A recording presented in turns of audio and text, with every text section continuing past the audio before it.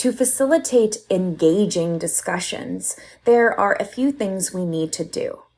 First, we need to ensure that the discussion has a purpose and that the questions are prepared in advance.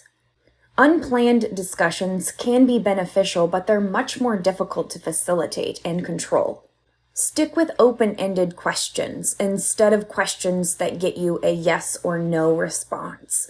And always prepare follow-up questions because coming up with them on the spot can be tough too.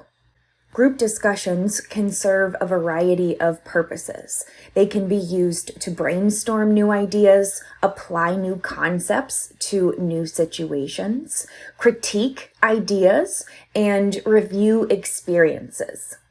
When you're dealing with large training cohorts, break them into smaller breakout groups and ask them to facilitate their own discussions, while the trainer wanders the room and observes the interactions between group members in each group. Whenever possible, trainers should try to distribute the expertise of the group members in smaller groups.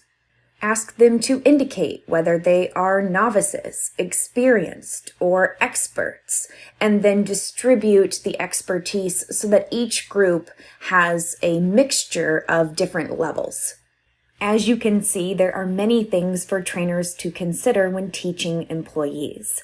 Some companies create what are called train the trainer sessions to prepare their trainers for this very important part of the process.